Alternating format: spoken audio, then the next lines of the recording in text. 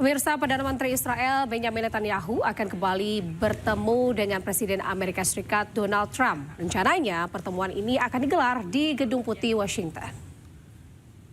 Fallen concrete that's very dangerous. Perdana Menteri Israel Benjamin Netanyahu dijadwalkan bertemu Presiden Amerika Serikat Donald Trump. Pertemuan akan digelar di Gedung Putih, Washington hari ini waktu setempat. Rencananya pertemuan akan berfokus pada perkembangan perang dengan Iran, konflik Gaza hingga isu keamanan di Timur Tengah. Netanyahu yang berangkat Senin kemarin menyebut menantikan pertemuannya dengan sahabat dekatnya Donald Trump. אני בדרכי לוושינגטון לפגישה עם ידידנו נשיא ארצות הברית דונלד טראמפ. זו הפגישה השמינית שלי איתו מאז שהוא נבחר לנשיא בקדנציה השנייה שלו. יותר מכל מנהיג בינלאומי אחר, זו זכות גדולה, אבל זו גם אחריות גדולה. מניסיוני כראש הממשלה צריך לפעול בזמנים המורכבים האלה גם בנחישות גדולה וגם בתבונה גדולה.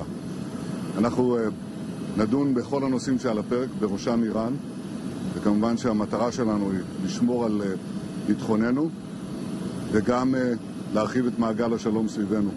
אני יוצא לשליחות הזאת עם מטרה אחת ברורה, להבטיח את ביטחונה, עוצמתה ועתידה של מדינת ישראל היקרה שלנו. ואני יוצא גם למטרה נוספת, לחלוק כבוד אחרון לידידנו, ידיד אמת שלי ושל מדינת ישראל, לינזי גרהם, מגדולי ידידיה של מדינת ישראל בכל הזמנים. ואני בטוח שבעניין הזה אני מייצג גם אתכם, אזרחי ישראל. Pemirsa, Anda menyaksikan Breaking News bersama saya, Anita Dewi. Serangan drone hantam fasilitas minyak Abbaik Saudi Aramco. Houthi ini menyatakan bertanggung jawab atas serangan ini.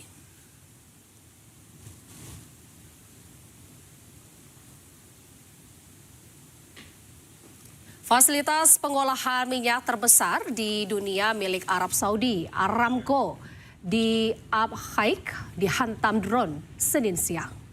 Arab Saudi menuduh milisi pro-Iran yang beroperasi di Irak sebagai pelaku serangan. Sementara secara terpisah, Houthi mengklaim bertanggung jawab atas serangan ini.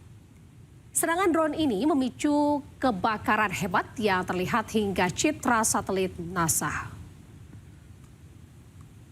Abhaik merupakan pabrik stabilisasi minyak mentah terbesar di dunia yang memproses sekitar 5 hingga 7% pasokan minyak global.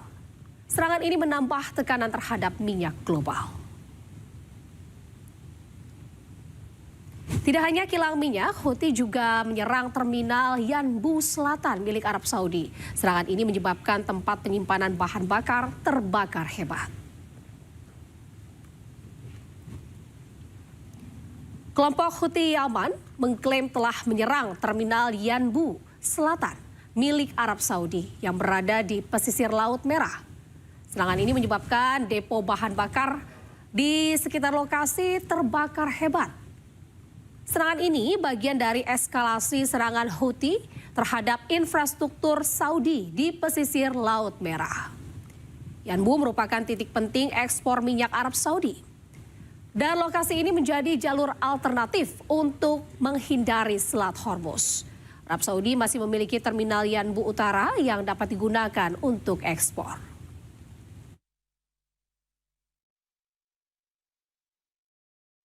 Pemirsa, di tengah jeda serangan, Iran ini terus perkuat militernya. Kali ini mereka mengembangkan drone Karar bersayap rudal Majid untuk hadapi MQ-9 Reaper AS. Iran terus mengembangkan armada militernya. Drone jet Karar kini dilengkapi dengan rudal Inceraptor Majid. Dan kombinasi ini juga diklaim mampu mengancam drone canggih AS seperti MQ-9 Reaper.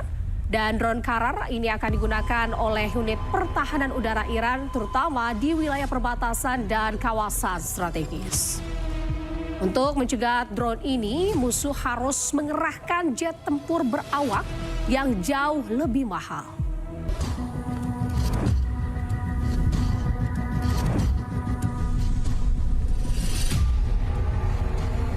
Pemirsa, Wali Kota New York, Zohran Mamdani, mengecam Perdana Menteri Israel Benjamin Netanyahu terkait dengan kejahatan perang Israel di Gaza.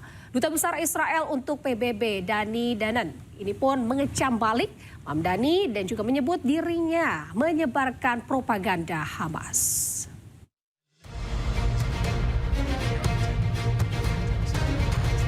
Wali Kota New York, Zohran Mamdani, mengunggah video terbaru yang mengecam Perdana Menteri Israel Benjamin Netanyahu. Melalui akun media sosialnya, ia menegaskan bahwa Netanyahu adalah penjahat perang yang harus ditangkap dan diadili. Menurutnya, Netanyahu telah bertanggung jawab terhadap pembunuhan puluhan ribu orang termasuk perempuan dan anak-anak. Benjamin Netanyahu is a war criminal, the architect of a horrific genocide against the Palestinian people. He is responsible for the killing of more than 73,000 people, for the maiming of tens of thousands of children, as those who survive undergo amputation without anesthesia. Anyone with their eyes, with their heart, with their conscience should recognize the devastation he has wrought and understand that he belongs before a court of law. As I've said, I agree with the ICC that Benjamin Netanyahu should be arrested and tried for his crimes, as I do for anyone else charged by the ICC. Pernyataan Mamdani muncul jelang kemungkinan kunjungan Netanyahu ke New York untuk menghadiri sidang umum PBB pada akhir tahun ini. Meski begitu, Mamdani mengakui bahwa dirinya tidak memiliki wewenang hukum untuk menangkap Netanyahu apabila ia berkunjung ke kota New York. Namun ia telah menyerukan agar pemerintah federal Amerika Serikat bergabung dengan Mahkamah Pidana Internasional dan melaksanakan surat perintah penangkapan Netanyahu.